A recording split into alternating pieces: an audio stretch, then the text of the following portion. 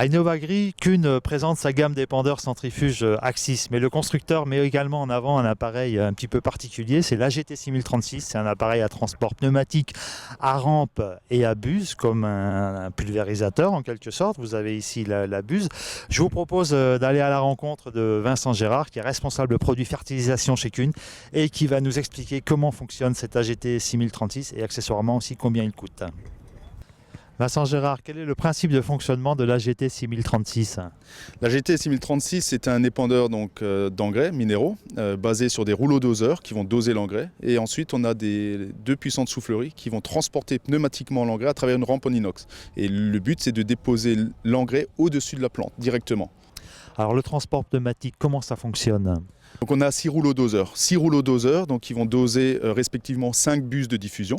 Une fois qu'on a dosé l'engrais, l'engrais va tomber dans des tuyaux, pris en charge par l'air pour un transport pneumatique, jusqu'à la buse de diffusion directement. On a des engrais de très mauvaise qualité sur le marché ou très légers, comme des sulfates d'ammoniac, cristallins, de la perlurée. C'est pas évident de les épandre à 36 mètres, c'est même quasi impossible. Donc l'alternative, c'est de dire on utilise une rampe comme un pulvé, on dépose l'engrais au-dessus de la plante pour ne pas subir les conséquences du vent. Et là, on est sûr d'épandre à 36 mètres des engrais très légers. Alors en termes de précision, est-ce que l'AGT 6036 c'est plus précis qu'un appareil centrifuge? Avec des conditions météorologiques optimum, la qualité et la répartition seront les mêmes entre les deux machines. Par contre, là où l'AGT va gagner en avantage et gagner en précision, c'est lorsque l'engrais va se dégrader en termes de qualité, granulométrie, en termes de taux de poussière, en termes de balistique, de densité. Les conditions météo, c'est là l'AGT où il a tout son avantage et il est beaucoup plus précis qu'un centrifuge, puisque là, le centrifuge, on sera obligé de s'arrêter et d'attendre que les conditions météo soient meilleures pour continuer les épandages. Quelle est la puissance requise pour entraîner à la fois la soufflerie et cet appareil qui contient une cuve de plus de 6000 litres? Pour cette machine, nous on considère qu'il faut environ un tracteur de 180 chevaux pour être à l'aise dans toutes les conditions. Alors ça va dépendre du type de terrain, qui est plat ou vallonné ou ce genre de choses. Mais sinon, ouais, à partir de 180 chevaux, on est à l'aise avec ce type de machine. Un AGT 6036, c'est un châssis, une cuve, des rampes en inox, beaucoup de matériaux, de technologie. Ça coûte combien? Une machine de ce type-là, il faut considérer, alors c'est un prix tarif de l'ordre de 150 à 160 000 euros en fonction des équipements et comment on équipe la machine.